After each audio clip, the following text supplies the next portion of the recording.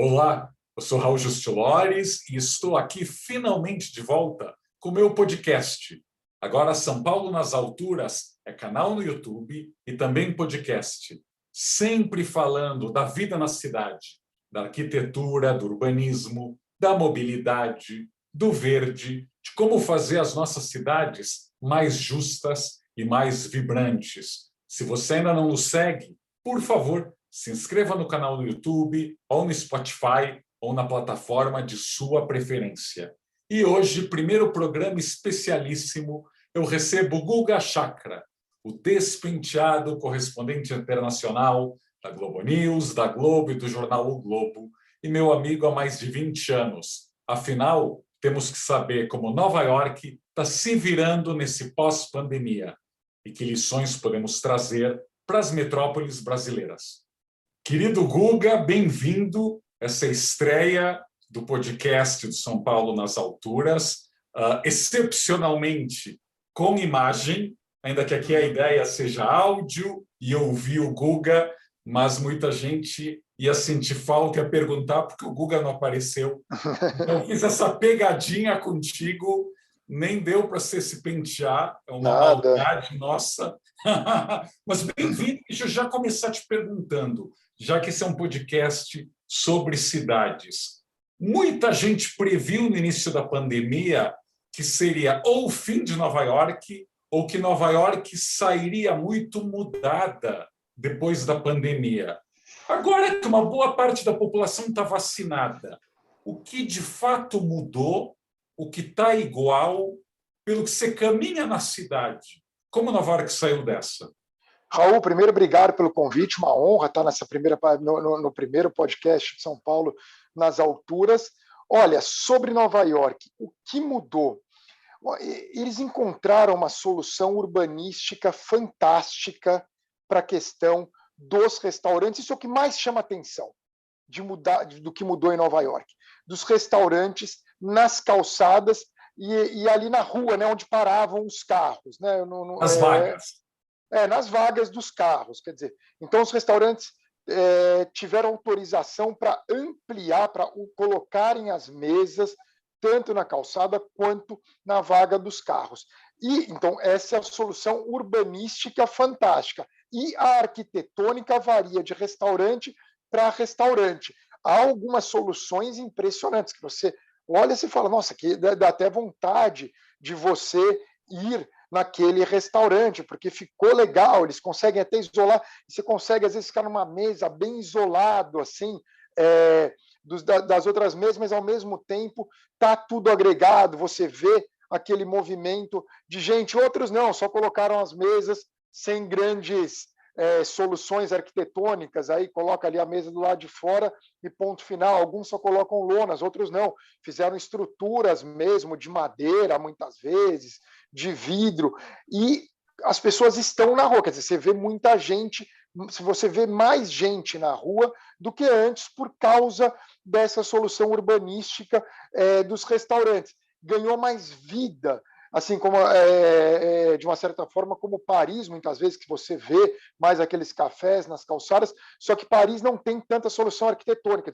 Paris é mais as mesinhas mesmo. Aqui não, você tem construções, né, nas calçadas e na rua. Não construção, insisto, não é concreto ali, é tudo assim, como eu disse, madeira, vidro, enfim, plantas. E isso eu acho que é a grande diferença da Nova York de antes para agora. Quando você anda para Nova York, você sente uma cidade mais na rua, mais vibrante. Isso no inverno também, Raul. No inverno Mesma noite.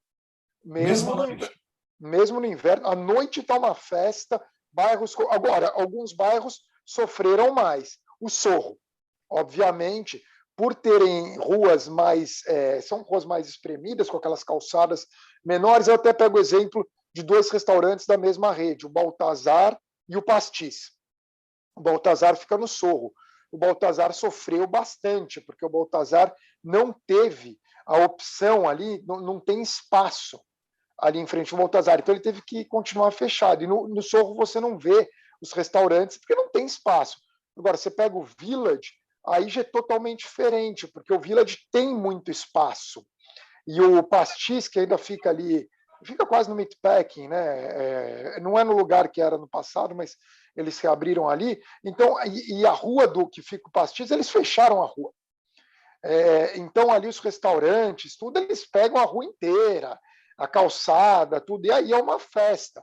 Então, também, claro, depende muito da localização. Então, eu diria, o Village foi muito beneficiado, Williamsburg, o Upper West Side ficou muito legal. Quem perdeu, Midtown, Soho, Midtown perdeu por outras circunstâncias. Aí é uma outra diferença, então eu também não vou me alongar muito, mas eu estou falando da parte urbanística e arquitetônica, mas o Midtown sofre porque, embora muita gente já tenha voltado a trabalhar nos escritórios, é um número muito aquém do que era. E mais importante, embora haja um crescimento do turismo da vacina, ainda é muito menor do que o que se observava antes. O número de turistas aqui é bem inferior ao que tinha antes. E Midtown é a área que mais sofre com essa ausência de pessoas em Nova York. Quem mais se beneficia são as áreas residenciais. Eu diria o Upper West, o Upper East, lá em algumas regiões do Brooklyn, como Cobble Hill, Carroll Gardens, essas áreas acabaram sendo mais, Williamsburg, acabaram sendo mais beneficiadas por esse cenário de mudanças. Eu acho que Chinatown é um lugar que também tem sofrido bastante, viu, Raul? Entendi. Deixa eu te perguntar, em 2001, depois do 11 de setembro, e em 2008, com a crise do Lehman Brothers, Nova York até que foi rápida em converter aí centenas de edifícios corporativos em residenciais, e downtown, nos últimos anos, já tem muita gente morando, né? Ao contrário do que as pessoas pensam. Desta vez, que a quantidade de prédios comerciais vazios vai ser muito maior, como está a cidade nesse aspecto? Está aí um pessimismo generalizado? Qual é o futuro de Midtown, por exemplo? Olha, você tem razão.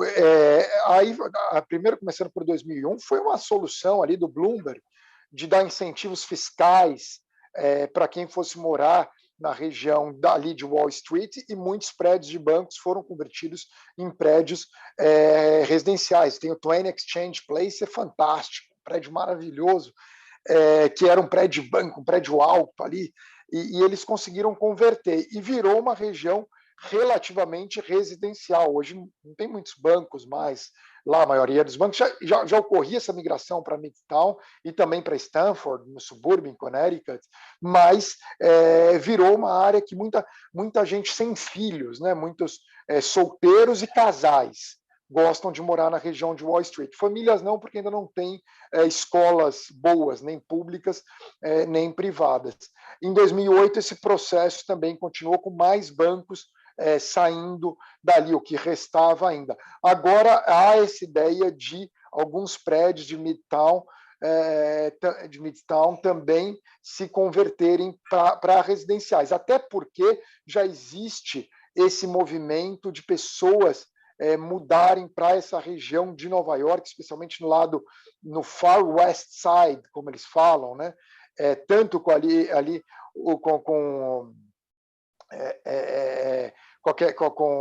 como fala lá, agora me deu branco, Raul, aquele empreendimento imobiliário lá, o Hudson Yards.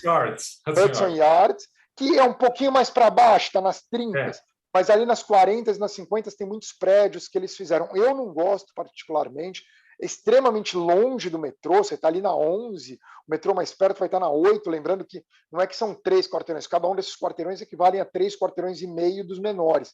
Você está falando ali de 11 quarteirões de um metrô se você estiver na 42 ou na 50. Nas outras você ainda tem que contar mais, é bem longe.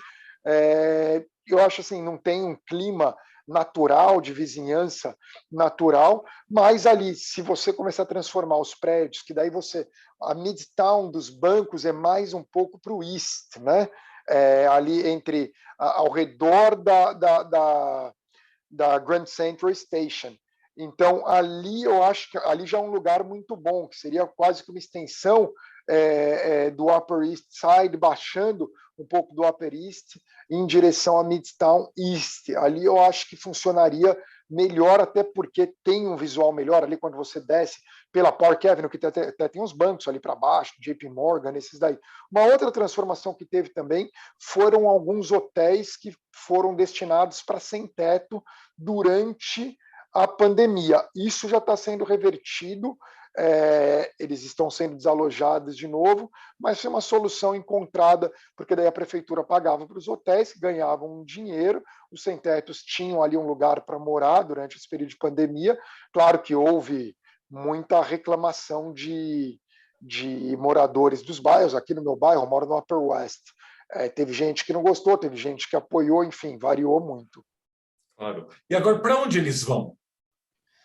Eles vão para voltar para os Abrigos alojamentos, para os tradicionais? abrigos tradicionais, porque o grande problema era que você não podia deixá-los muito juntos, então nos hotéis você conseguia isolá-los, aí literalmente pela questão do isolamento social, e não pela falta de lugares, mas nos alojamentos tradicionais, o risco de virar um foco da pandemia era grande, foi grande, e isso aconteceu literalmente. Então, para você separá-los, então cada um ficava num quarto, você evitava ou diminuía a possibilidade de contato entre os moradores de rua.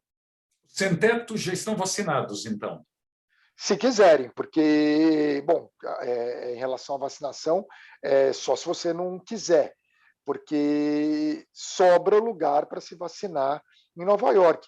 Você pode se vacinar em lugares turísticos, como Times Square, como o Central Park, o Museu de História Natural, inclusive você ganha ingressos se você vai se vacinar no Museu de História Natural, você pode se vacinar em qualquer farmácia, em consultórios médicos, se você for a um jogo do Yankees ou do Mets, você ganha também, se você se vacinar, você ganha um ingresso também, então eles estão fazendo o máximo de incentivos. Em geral estão vazios, tem vans que circulam tentando achar turista para se vacinar, o foco está em turista, né? Porque é o que sobrou. Porque os que não se vacinaram é porque não quiseram.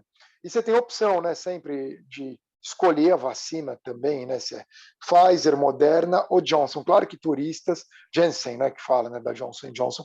Os turistas optam pela Janssen porque é uma dose só e você não precisa ficar 3 semanas em Nova York se tomar Pfizer ou 4 se tomar Moderna.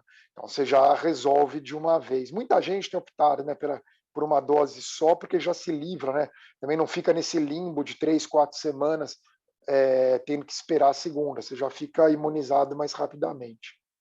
Nossa, está virando vacina ostentação. Quem está te ouvindo aqui no Brasil deve estar aí chocado. Isso é importante, Raul. Por exemplo, eu não coloquei foto minha quando eu me vacinei e nada, porque o Brasil estava numa situação ruim no mês de abril, e eu falei, cara, vou colocar eu aí, relativamente, não tão jovem, mas relativamente jovem, vacinado, eu não vi o que eu ganharia. Tem gente, hoje não, acho que as pessoas têm que mostrar até para incentivar que vai se vacinar, mas na época era um pouco de ostentação, visto que as pessoas com 70 anos ainda não tinham se vacinado no Brasil, acho, enfim. Daí eu falei, acho que não é o momento, não, é um pouco pessoal, daí eu não coloquei por causa disso. Mas agora, como o Brasil aí até tá, as pessoas estão conseguindo se vacinar, e há essa opção, né, que é restrita, porque a pessoa precisa ter dinheiro, né, porque tem que ficar 2 semanas no México, na Costa Rica, mas há opção para quem quiser vir para cá se vacinar. É totalmente legal. A Prefeitura de Nova York quer vacinar turistas. Você pode falar que é turista, não tem problema, não é um ato ilegal. Você ainda é jovem, Guga, pelo amor, eu também sou. Então, se você falar que você já não é tão jovem, eu vou ficar mal aqui.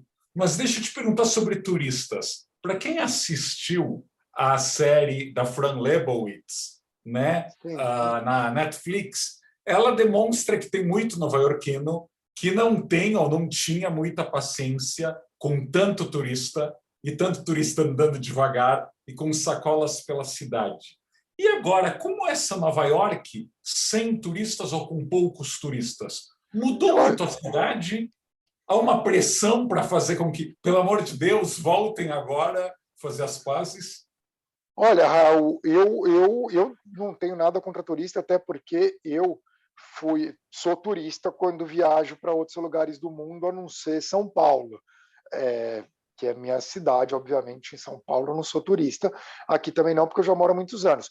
Mas, e é legal, o turista movimenta a economia, é super importante, deixa a cidade mais vibrante, faz parte de Nova York, então eu acho fundamental.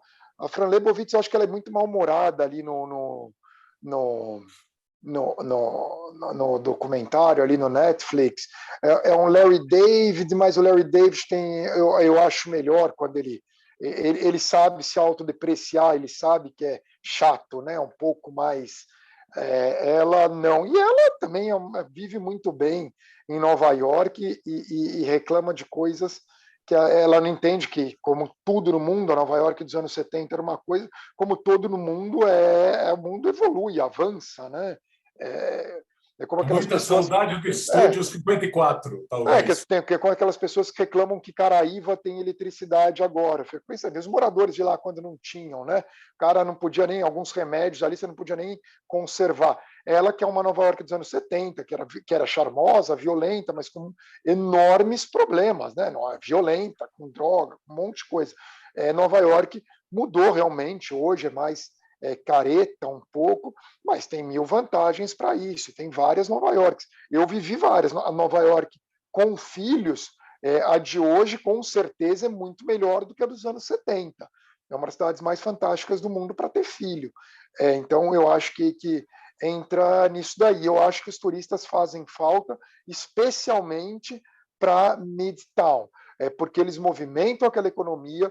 Quando reabrir a Broadway, vai precisar de turista, porque a imensa maioria do público da Broadway é formada por turistas daqueles restaurantes em Midtown, não só Midtown, né, porque também vão para as outras áreas, para o comércio de Nova York também é fundamental, para os restaurantes, para tudo, eu acho muito importante. E cruzar as pessoas nas ruas é legal, né? Você vê, aqui já tem gente no mundo todo, mas você vê os turistas, tudo, não tem problema nenhum. Afinal, se eu for para Londres, se eu for para Paris, se eu for para Xangai, se eu for para. Eu sou turista. Ué, estou lá também. A gente, posso me perder, tudo faz parte, né? Não tem que. Ela é turista também quando ela vai para outros lugares, então tem que ter esse respeito. Você só não é turista na sua cidade natal ou na cidade que você mora. Você está aí há 16 anos consecutivos. Eu 16, fiquei no né? Oriente Médio aquele um ano, né, do mês de 2008 ao mês de 2009. Mas eu Perfeito. saí do Brasil em agosto de 2005. Então, Então, você pegou Giuliani. Não, Giuliani não. não, Você eu pegou peguei Bloomberg. Bloomberg, né? Bloomberg e de Bloomberg e de Blasio. Blasio, só peguei os dois, porque o Bloomberg teve aquela técnica chavista dele de ter um terceiro mandato. Ele alterou as regras para concorrer a um terceiro mandato, o de Blasio já voltou ao normal. Então foram só os dois. Como você resumiria? Porque você pegou a crise de 2008, mas pegou o Highline, pegou a chegada dos russos e chineses bilionários e os jovens indo para o Brooklyn. Pegou até mesmo essa ideia de pracinhas, parques, calçadões. Nova York melhorou nesse período? Como se avaliaria? Melhorou nesse período, sem dúvida alguma. Primeiro, Nova York, como você colocou, os horizontes de Nova York se ampliaram mais. Assim, para quem vinha como turista, era um foco muito grande em Manhattan e os outros boroughs, especialmente o Brooklyn, mas também o Queens, em uma menor escala, o Bronx, Staten Island é muito menor, nem conta. Mas você vê muita gente que vai morar, que deixa Manhattan e vai morar no Brooklyn e no Queens por opção, né? Assim, preferem morar no Brooklyn ou no Queens porque acham melhor. E esses dois bairros houve gentrificação, como já havia em Manhattan. Também a gentrificação faz perder muito, né? Claro que tira muito do charme. Então tem esses dois lados. Mas no geral, eu acho que Nova York melhorou bastante nesse período que eu vim para cá, né? Assim, E eu acho que teve um momento muito ruim da crise de 2008, 2009, que ficou uma cidade depressiva. E, claro, a pandemia, que já passou na prática, hoje está otimista, está vibrante, tudo de novo, mas claro que aquele momento foi trágico, tudo, mas eu já cheguei 4 anos depois do 11 de setembro, ainda peguei o buraco lá no World Trade Center, eu vi toda aquela transformação, então ali melhorou bastante, né, a região de downtown, não dá nem para comparar, transformação de Tribeca e da região de Wall Street é impressionante. Não é minha região favorita, Nova York. O Battery Park, que eu não gosto, mas também é uma área que cresceu muito. Williamsburg é um lugar que mais mudou de quando eu mudei para cá e agora, porque o Williamsburg na época era o começo ali do movimento hipster e tal, muitos jovens, e hoje é um lugar de jovens Família. Profissionais ricos, né? Claro. Famílias também, Família, nem tanto, está começando, mas assim, aquele pessoal de banco, de escritório de direito, profissionais que ganham bem na faixa dos 30 anos, né? Entrando para os 40. Esse é o perfil ali de Williamsburg hoje. Muitos prédios modernos, mudou muito a cara. Muitos parques, Domino's Park, não sei se você já viu, eu fui. é Incrível. fantástico Domino's Park. Aliás, a quantidade de novos parques em Nova York, que você falou do Highline, mas você, além do Highline, você tem toda a transformação do Riverside Park para cima, né? Assim, a urbanização do Riverside Park na altura das 60 e das 50 é impressionante. Você tem Little Island agora que acabou de inaugurar. Aí quando você vai para o Já Brooklyn, teve você lá, tem... não? Você já Não, teve em ainda não Little fui, Island? ainda não Ah. fui. Só passei de Tem carro do lado. fila, né? Parece. Ainda para evitar lá, né? Ainda está naquele momento que você espera chegar outubro ali, cair a temperatura e ir numa terça-feira. Aí você tem todos aqueles parques de Dumbo, né? Transformou totalmente, e um pouco para cima ali subindo de Dumbo, quer dizer, quando você passa a Brooklyn Bridge, aquela parte para cima, fizeram vários parques, que tinha Promenade de Brooklyn Heights, mas embaixo da Promenade eles fizeram uma transformação de todos os parques ali. E claro, e aí o Domino's Park em Williamsburg, que é muito legal, aquele parque também. E esses parques do Brooklyn com vistas maravilhosas, né? Todos eles. Então, esse investimento muito grande nos parques, quer dizer, buscando corrigir o que o Robert Caro destruiu, né? De voltar para a água, né? Nova York se voltar um pouco para a água. E as praias, né? Também tem tido um renascimento das praias de Nova York numa escala menor. Eu acho Coney Como Island nadador, você como nadador vê isso. Porque Coney Island e Brighton Beach eles chegaram naquele ponto da decadência que virou charmoso, né? Que daí já que assim é muito interessante conhecer. Eu acho que Rockaway não precisa ir até Rockaway se não mora em Nova York, é muito complicado, demora para chegar. Eu acho que Coney Island é sim um lugar para se visitar, para ver o boardwalk, como aqueles restaurantes caídos no boardwalk, de hot dog, de sorveteria caída, umas pizzarias, mas tem que ir, tem um mundial de hot dog lá, aquela passeata lá, o Mermaid Parade, né, que vai todo mundo pelado, as pessoas, assim, todo mundo, né, você vai chegar lá, vai ver modelos, né, não, pessoas comuns, assim, das mais variadas, Formas. e daí você tem a praia, que é muito.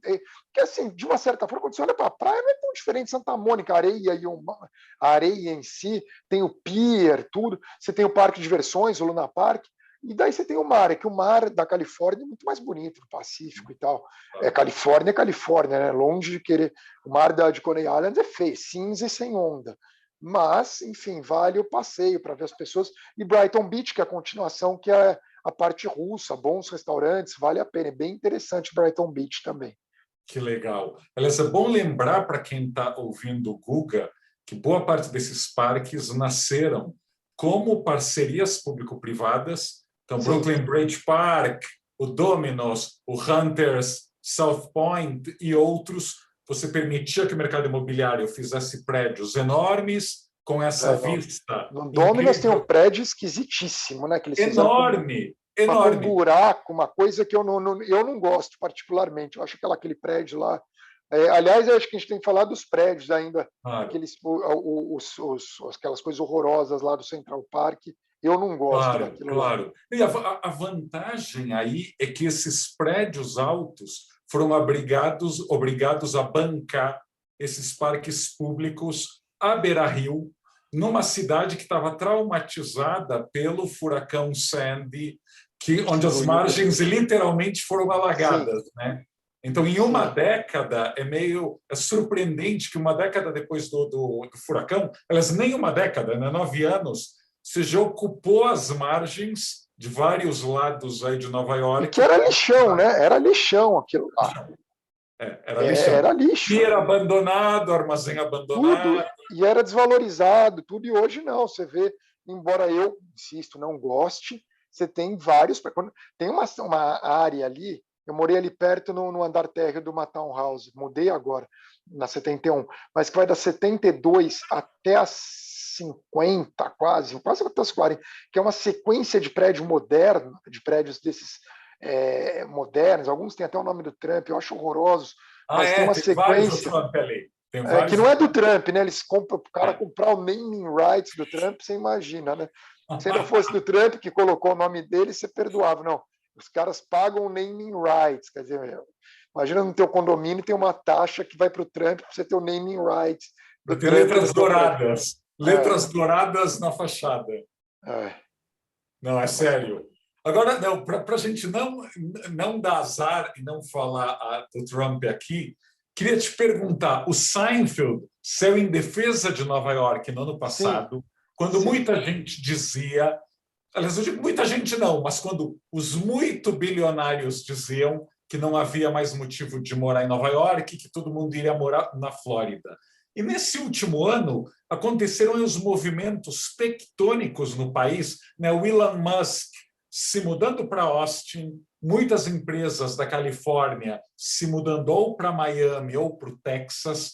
Como eu sei que você tem esse conhecimento aí enciclopédico dos Estados Unidos, queria que você falasse um pouquinho como essas cidades estão mudando e se de fato Nova York se sente ameaçada com essa fuga dos ricaços para cidades onde eles pagam menos imposto, onde o clima é melhor.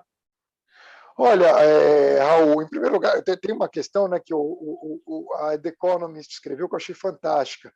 É que você pode sair de Nova York e vai morar, sei lá, em San Antônio, no Texas, mas você vai morar em San Antônio. Se você gostar, ótimo, você não está morando em Nova York. E que o governador da Califórnia também fala, é o preço de morar na Califórnia. Você vai pagar imposto, se não quer, mora na Flórida. Muito bem, vai lá morar em Palm Beach, lá perto de Mar-a-Lago, não vai morar em Malibu. Sim, quem já foi para Malibu e quem já foi para a costa da Flórida sabe muito bem a diferença, não tem nem o que explicar, né? Se quiser morar ali em Big Sur, em Carmel, tudo bem, vai morar em Tampa, vai morar lá. Não é ruim, ter Naples Tampa não é é ruim. pesado. Não é mas de fato a Flórida e o Texas têm incentivos fiscais. Dito isso, tem lugares muito bons no Texas. Austin é muito bom, não tem o que discutir. Austin talvez seja uma das cidades com melhor qualidade de vida nos Estados Unidos. Sobre Nova York, inicialmente, como a pandemia começou muito forte aqui, em março e abril do ano passado, e não tinha ido para todos os lugares, demorou, as pessoas imaginavam que as grandes cidades estavam destinadas ao fracasso, mas depois a Dakota se tornou o pior estado dos Estados Unidos. A gente verificou que não tem nada a ver com cidades em si, né? Cidades podem Nem lidar bem. densidade, né? Nem densidade, né? A Dakota é muito menos densa que Nova York e New Jersey. Totalmente. Aliás, talvez o estado menos denso, ou dos estados menos densos dos Estados Unidos, tem o Alasca e tal, mas então muita gente falou, a pessoa falou que ia para os subúrbios. Para os subúrbios sempre foram.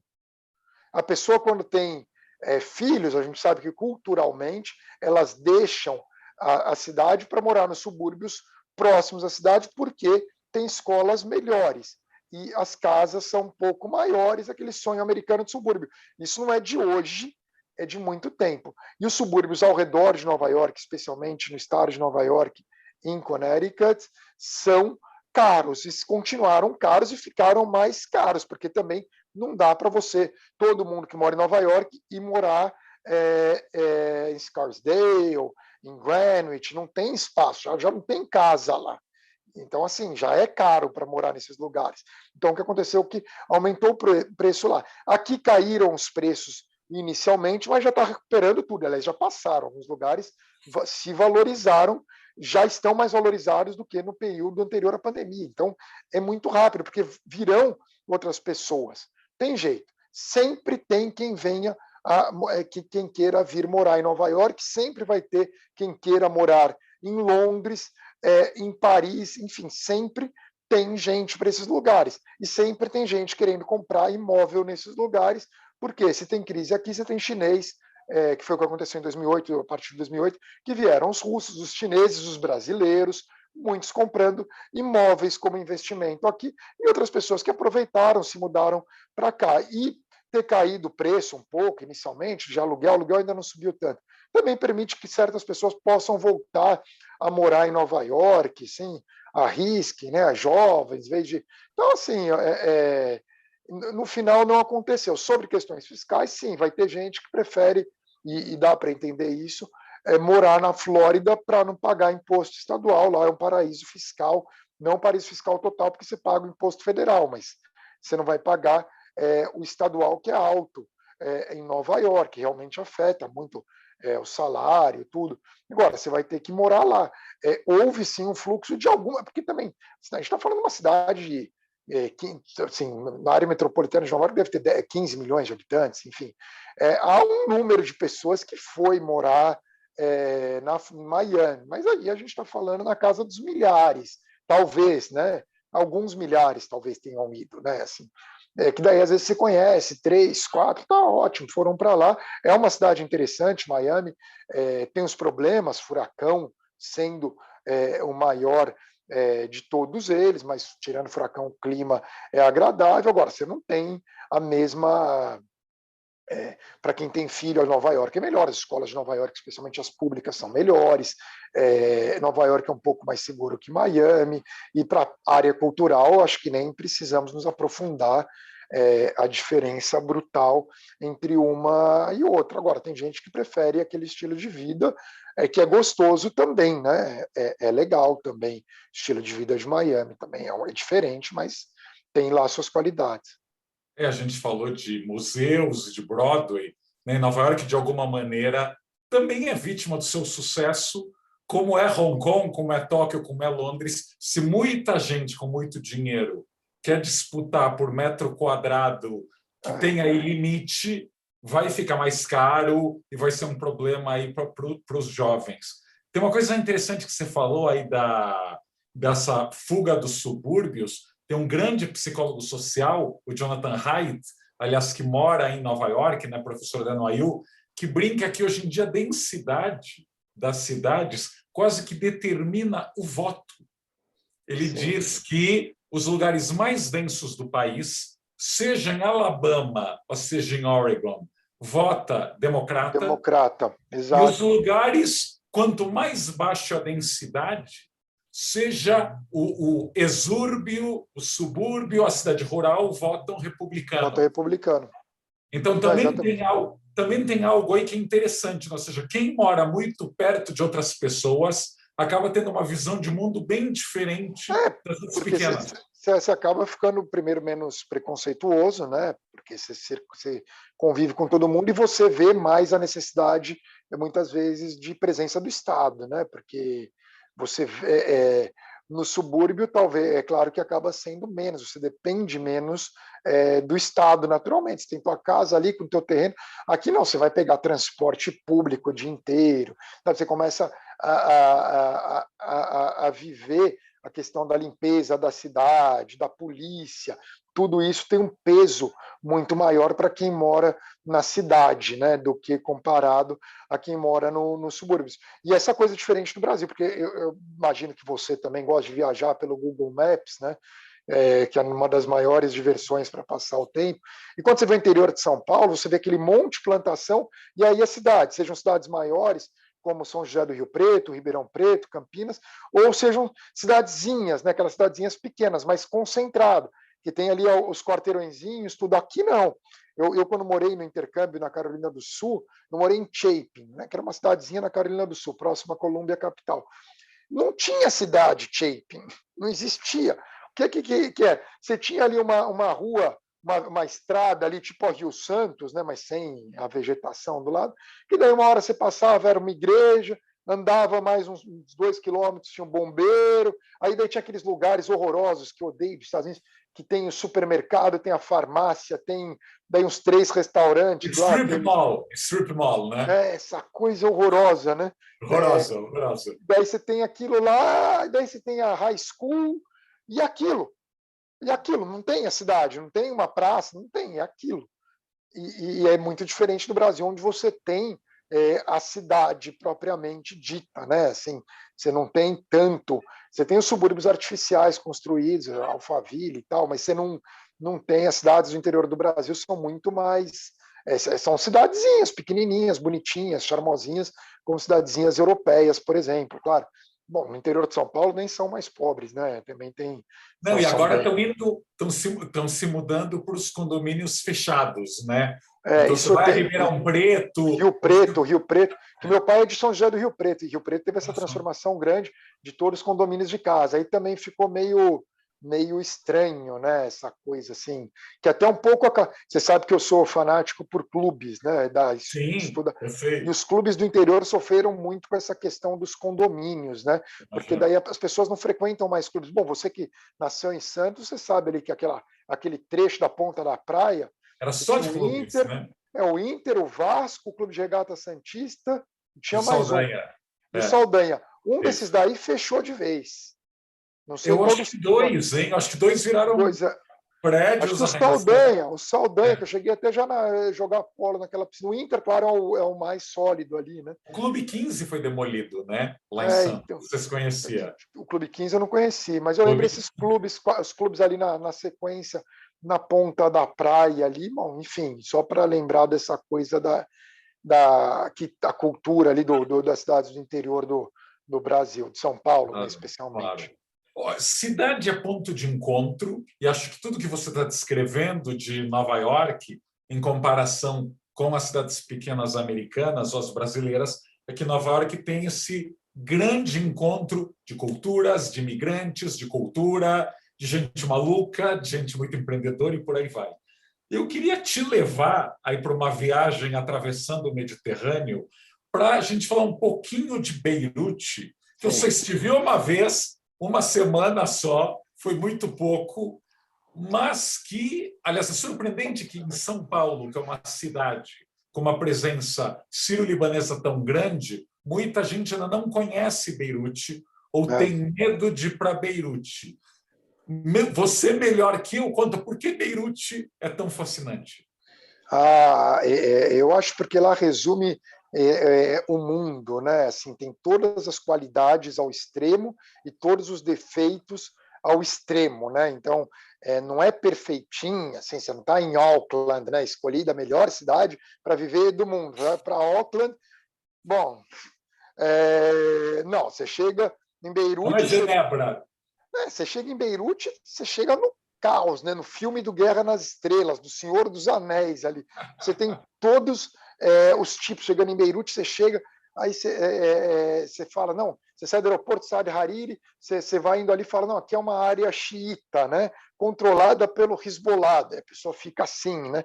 Ali tem os campos de refugiados de Sabra e Shatila, que tiveram os massacres na Guerra Civil. Aí, de repente, você entra pertinho ali, de repente, você começa a andar pela costa, você começa pela costa mediterrânea, pelas áreas sunitas, você vê uma praia, de repente, você vê aquelas pedras no meio do mar, o Rausch, você sobe, está nas áreas sunitas, aí você, de repente, chega nas áreas cristãs, é um pouco clichê, mas tem essa mistura religiosa que chama muito a atenção, e não é cristão, assim, aquelas denominações cristãs todas, as igrejas diferentes, e daí aquela mistura, quer dizer, aqueles libaneses sofisticados, cosmopolitas, tem os descolados que ficam nos barzinhos, né, de Mar Mihail, tudo, daí tem aqueles lá que são ultra mauricinhos, né, playboys, mesmo, com aquele super caos, daí no meio passa, você tem refugiado aí, que essa coisa, no meio você tem crescimento, você tem os refugiados sírios que estão ali no meio, você vê aqueles prédios novos construídos, meio artificiais, que nem Dubai, que eu não gosto muito particularmente, mas que fez Beirute se reconstruir, o centro de Beirute, mas você ainda vê uns prédios destruídos por bala, daí você tem aqueles restaurantes fascinantes, aquelas baladas de Beirute, então aquela presença intensa do mar Mediterrâneo o tempo todo, mas você olha para o lado, você começa a ver subindo os montes do Líbano, né, que no alto até tem neve, que não é mentira, que dá para, é clichê, mas é verdade, dá para esquiar e dá para nadar no mesmo dia, e todas as tragédias que passou, quer dizer, foi uma cidade que foi destruída na Guerra Civil, e uma cidade que era uma cidade assim, que eu não gosto de Paris, do Oriente Médio, acho que não tem a ver com Paris. Você tem o bairro de Ashrafia, o bairro cristão, que tem uma arquitetura francesa maior, que é o bairro mais charmoso ali de Beirute, mas é uma cidade mediterrânea com muito mais em comum. Isso é importante, Raul, porque as pessoas ficam com foco que mundo árabe, Beirute não tem nada a ver com a Arábia Saudita, Beirute é levantina e mediterrânea. Então, assim, Beirute tem muito mais a ver com Marsella, Com Valência. Com Valência, é dessas cidades mediterrâneas, à beira do Mediterrâneo, só que ele é levantina. E o que é ser levantina? A levantina é ser do Mediterrâneo Oriental, ter pertencido ao Império Otomano e ter sido multirreligiosa e ainda ser multirreligiosa. As cidades levantinas são Alexandria, Beirute, numa menor escala, você pode colocar Haifa, Jaffa, que hoje é Tel Aviv, também Trípoli, Tir, mas Alexandria, Beirute, Izmir, que é a antiga Esmirna da Turquia, Tessalônica na Grécia, que era parte do Império Otomano também, e Istambul, claro, a maior de todas. Mas Beirute é a única que se preserva. Por quê? As cidades levantinas onde viviam juntos os cristãos, especialmente ortodoxos, com os muçulmanos sunitas, com os armênios e com os judeus. Beirute não tem mais população judaica, infelizmente, mas que viviam todos ali muito voltados para o comércio, muito voltados para o Mediterrâneo, né? Então, Beirute sobrou como a última cidade levantina. Então, acho que torna especial Beirute ser levantina, porque está ali no Mediterrâneo, mas com as costas para o Oriente, para o mundo árabe. A gente sempre tem que lembrar que os desertos, o Líbano não tem deserto, mas a Síria tem deserto, e os desertos, você tinha as caravanas que eram os grandes navegadores do deserto, que vinham desde onde você morou, desde a China, da Índia, do Oriente, cruzavam o deserto para chegar nos portos ali, Alepo, que não é porto que eu digo, porto do deserto, né? Damasco, tudo, e dali para os portos marítimos como Beirute, como Alexandria. Então você tinha esses dois. Então Alepo, que também é levantina, Damasco, Beirute, eles estavam entre esses dois mundos, da chegada do Oriente, que também vale para Esmirna, para Istambul, chegada do Oriente e a ida para o Ocidente. E Beirute também é próximo à Terra Santa,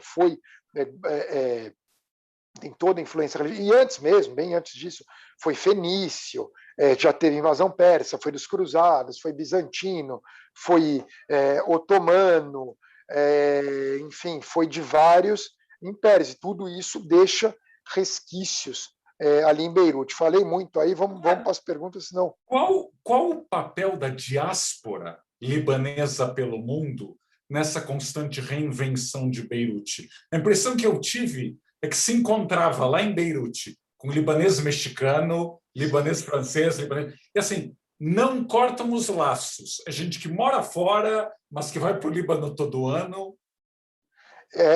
O principal produto de exportação do Líbano é a diáspora, né? Porque é o povo libanês, que é muito interessante, né? Que não é um país. Bom, agora teve a explosão do porto, a desvalorização da moeda, mas é um país latino-americano em renda, historicamente. Assim, vamos colocar. O Líbano seria assim como o Brasil, menos pobreza que o Brasil um pouco, agora sim tem mais. Mas que agora a gente está num momento extremo, como a Argentina em 2001, né? Assim, sabe que tem assim, é um momento agudo. Cataclisma. Mas, assim, o principal produto de exportação é a diáspora. E a diáspora libanesa é uma diáspora que se deu bem, se dá bem em outras partes do mundo. E hoje tem uma grande diáspora que ganha muito dinheiro no Golfo. Por quê? Porque eles falam árabe, são libaneses, só que eles estudaram assim liceu francês, né, a classe média alta e elite, e fez muitas vezes faculdade em inglês ou em francês. Então eles são trilíngues naturais. E daí eles querem ganhar dinheiro. E o pessoal lá no Golfo não trabalha muito, então eles contratam muito libaneses. Daí tem toda a diáspora na América, que já tem a recente, tem muitos libaneses que vão agora, atualmente, e se dão muito bem, né?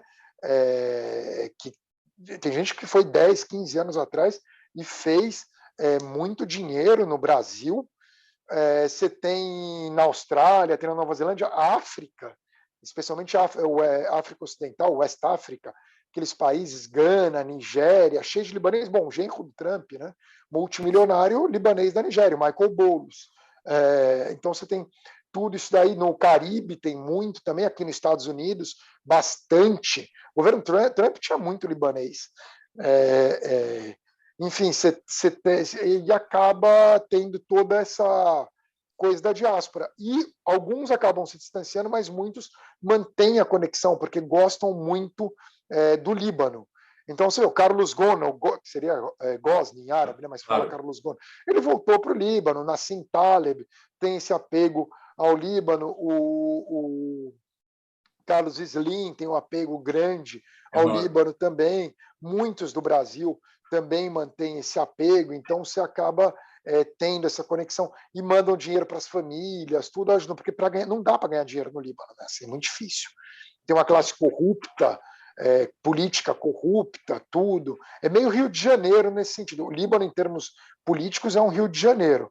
E daí muito libanês que tem, né, uma formação, o cara vai embora, só que ele gostaria de estar vivendo no Líbano, então ele mantém o laço com o Líbano. E tem uma frase lá que fala que quem mora no Líbano é louco para ir embora, né? E quem mora e os libaneses da diáspora são loucos para voltar. Enfim, a Sharafi tem algo aí de Flamengo, Botafogo, Ipanema. A Sharafi tem. Rua. É muito.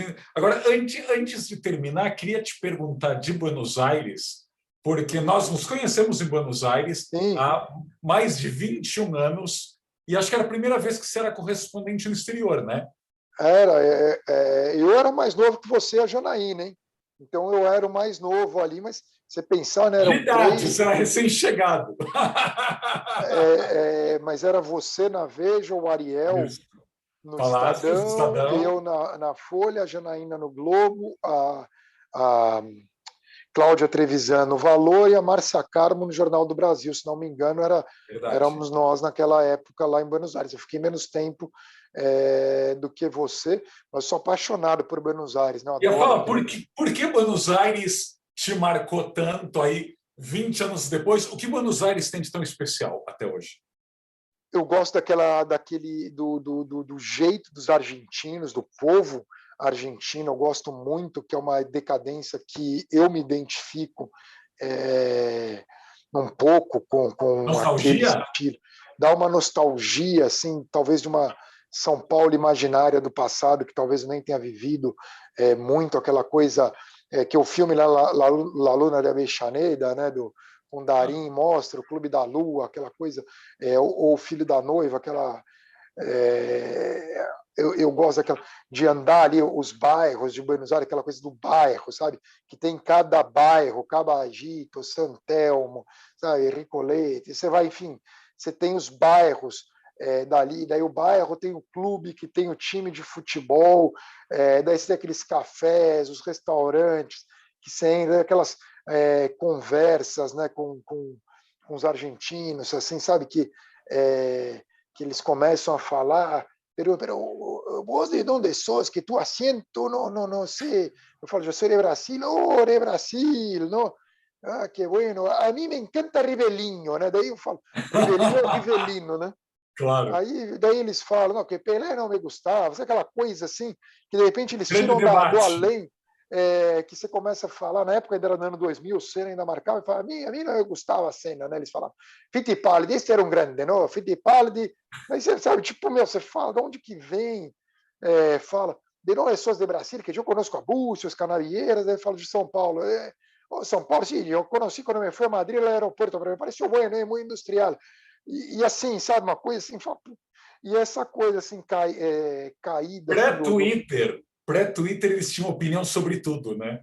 Tinha, era fantástico. A coisa dos jornais, que ele não poder assinar jornal, né, Raul? Isso é uma coisa tão surreal que o cara da banca leva para você o jornal. E quer dizer, você assina jornal para pagar menos, que vai comprar todo dia. Mas o cara da banca você tem que dar gorjeta para o cara que cobra o preço de capa, mais a gorjeta, né, para deixar na tua casa. Então você tem isso daí. Enfim, eu gosto desse estilo de Buenos Aires. Eu acho assim, depois de Istambul, é a cidade mais legal assim que tem. Que Istambul eu acho uma coisa fora da curva, né? Uma coisa. Istambul é um Escândalo. absurdo, né? Istambul você não, assim, você nem acredita naquilo lá, você fica meio pasmo quando está em Istambul. Mas Buenos Aires é diferente. Assim. Mas é que eu acho as duas cidades até um pouco parecidas. Assim, eu acho Recoleta parecida com Nishantashi. Eu gosto dessa coisa também. Eu observo muitos bairros que eu moraria. Como eu cresci nos Jardins, em São Paulo, então, assim, Recoleta, Buenos Aires, Nishantashi, Istambul, sabe? Você acaba a Xarafia em Beirute, você vai. Embora a Xarafia seria mais Higienópolis, em São Paulo. É claro que nunca as comparações são exatas, né? Mas enfim, eu gosto dessa coisa assim de ficar comparando. E a coisa dos imigrantes na Buenos Aires é outro ponto que eu acho demais.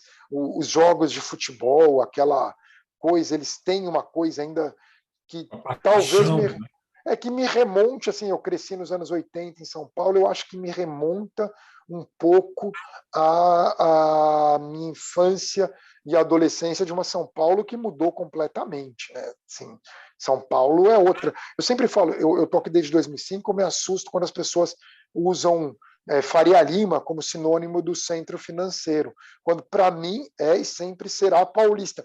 E até fico com a coisa bairrista, né? Que eu assim, sempre vou preferir a Paulista à Faria Lima, né? Assim, porque a Paulista é perto da minha casa, eu estudei na Paulista, nasci na Paulista, até né, nasci na maternidade Matarazzo, que você conhece melhor do que ninguém, né? Então assim, a Paulista para mim ainda então assim A Paulista tem cinema, faculdade, museu, tem, moradia. A Faria não Lima dá para ainda está longe comparar. disso. A Faria Não, Lima está longe Faria disso. Lima, assim, embora seja horroroso, o Dacom, o Dacom é um negócio que eu acho assim, de tão horroroso e há tanto tempo que está lá, que é o moderno Epcot Center, né? É o futuro Epcot Center, que é um futuro dos anos 80 que não O aconteceu. pós-moderno. Que não aconteceu, né? Tipo, já ficou passado, mas com uma. Então tem aquela coisa. Os clubes, o Pinheiros, Hebraica, o Shopping Guatemi mudou muito. Eu gostava do Shopping Guatemi que você entrava, tinha as rampas, aquele relógio. Não sei se ainda tem, eu não vou no Shopping Ainda Guatemi tem há as uma década. rampas, ainda tem. Tem o relógio do coiso lá, o Mercúrio. Ainda tem, Isso eu ainda achava tem. legal também. E Então, deixa eu te fazer uma última pergunta para não te tomar tanto tempo. Prefeito Guga Chakra, fazendo de conta que você está aí com superpoder sobre São Paulo. Que lições ou que coisas ou que políticas, talvez, de Nova York ou de Beirute ou de Buenos Aires, que São Paulo poderia se inspirar, poderia aprender? Que coisa você importaria amanhã para São Paulo? olha, de Beirute eu acho fantástica a reconstrução de Beirute, que foi aquela iniciativa do Rafik Hariri de abrir uma empresa de capital na bolsa, porque estava tudo destruído, e daí comprava os imóveis e se dava ação para o proprietário do imóvel da empresa Solidaire. E daí era o único jeito, porque daí a Solidaire ficou dona do centro inteiro e reconstruiu o centro inteiro. Quando se você deixasse no individual, nunca seria reconstruído aquilo. Mas São Paulo não chega nesse ponto. Eu acho que São Paulo tem que o foco inicial no centro, e nesse sentido tem que tentar copiar Nova York, dar incentivos fiscais para as pessoas morarem no centro de São Paulo, tem que fazer renascer o centro, atrair especialmente o mesmo público que foi para Wall Street aqui, jovens, que já tem ocorrido até um fluxo de jovens, mas fazer mais jovens irem para o centro de São Paulo. Então, essa é a primeira parte, sem dúvida alguma. Bom, metrô, porque falta ainda muito metrô, mas metrô é governador aqui em São Paulo, então também não, já não é tanto. Mas eu acho que São Paulo tem que reconquistar os rios, né? Porque quando você anda pela Marginal Tietê, aí voltando para ir pela Marginal Pinheiros, você nota que você tem ali o Corinthians, você tem a Portuguesa, você tem o Clube Tietê, o Clube Espéria. Por que eles estão lá? Porque ali estava o rio. Então você tem que renascer. E a mesma coisa o Pinheiros, as margens do Rio Pinheiros. Você tem que resgatar. E eu acho assim que teria que fazer o que Boston fez, jogar para baixo. Mas aí seria uma obra, não sei se tem dinheiro, tudo, mas as marginais destroem São Paulo. Porque São Paulo teria, assim, era urgente ter ali parques bons em volta dos dois rios. Precisa ter parque. São Paulo sinto falta, porque mesmo Beirute fez ali a Azeituna Bay, na margem do Mediterrâneo, fez Biel, que é uma outra parte ali, eles têm ali o Corniche, você tem lugar. Nova York tem um monte, esses parques renasceram, era lixão. As pessoas acham não dá para fazer, fizeram aqui. Buenos Aires já tem uma quantidade de praças e parques maiores, embora eles usem pouco, porque daí fica eles usem pouco a costa, só ali na Costaneira tem um pouco, mas podia ter muito mais, né? Eles fizeram ali com o Porto Madeira, daí tem a reserva ecológica, mas muito pouco. Mas São Paulo deveria fazer renascer os parques ali, porque daí também automaticamente os bairros ao redor ficariam melhores, tudo vai melhorando, que as pessoas iriam gostar. Mas o que você colocaria no lugar? É muito difícil tudo você perder as marginais, seria o caos total, então isso não vai acontecer. Ou cobrir as marginais, sei lá o que dá para fazer daí, eu não sou urbanista, mas eu acho que as marginais, assim, é uma tragédia aquilo lá, mas Boston fez algo parecido numa escala menor. Claro. E Madrid, recentemente, ao longo do Rio Manzanares, também enterrou a M30, que era a marginal de lá, e está virando um mega parque linear. Quando São Paulo nas alturas tiver muitos anunciantes e eu tiver aí vacinado e viajando, vou ver se eu consigo fazer um especial Boston, Madrid e de algumas outras cidades, Seul, né, que souberam recuperar a relação com o Rio. Não, tem que fazer, sim. E olha, só para terminar, a gente não falou daqueles prédios lá no Central Park, eu acho a coisa mais horrorosa que tem em Nova York. Não, aqueles prédios, aqueles espigões horrorosos. E fora de escala, né? Nossa, aquilo lá é uma coisa assim, horrenda, mas enfim, né? Talvez no futuro achem uma coisa, né? Mas eu acho horrendo. Tem uns ali que um palito horroroso, enfim, que uns russos brasileiros, chineses, enfim, que compraram, nem usam. Nem usam. Agora, a única coisa legal é quando você constrói aquilo, você é obrigado a fazer apartamentos menores nos andares de baixo, e isso eu acho muito legal. Claro. Eu acho E outra coisa em São Paulo que eu acho horrível em São Paulo, mas que você aborda muito, o andar térreo, né, dos prédios em São Paulo não são utilizados, e essa coisa do que eu acho legal, o Rio ainda tem, né, o prédio colado no outro e tal, né, assim, sem recursos. São Paulo fica uma coisa assim, aquele muro lá, um prédio no meio, tudo, e você ter os andares térreos. Por exemplo, no prédio que eu moro tem um cinema. Olha só. No andar de baixo. Reabriu já? Está reaberto. Num que eu morei antes, não antes daqui, ainda tinham lá embaixo 4 restaurantes. Então você tem, assim, isso eu acho muito legal, assim, de Nova York. Tirando a West End e a Park Avenue, mas mesmo nessas, você tem consultório médico e de dentista, né? Então, mesmo nessas, você tem o uso do andar térreo. E no Brasil, não, né? No Brasil, em São Paulo, praticamente não se usa o andar térreo, né? E daí fica aquelas coisas. As pessoas temem que se desvalorize, etc. Mas foi bom você lembrar do Rio de Janeiro. no mesmo país, ou seja, no Rio de Janeiro, ainda é muito comum ter comércio no térreo. Sim, no Rio de Janeiro tem. E nos anos 90, quando eu morava em São Paulo, não tinha muro e grade nos prédios dos jardins, né? Você entrava direto na porta. Aí eu lembro, foi em 90, quando começou o sequestro, o Washington Oliveto, a Vila Diniz, eles começaram a construir os muros na frente dos prédios. Alguns tinham, mas a maioria não tinha nada. Eu lembro bem dessa época ali em São Paulo.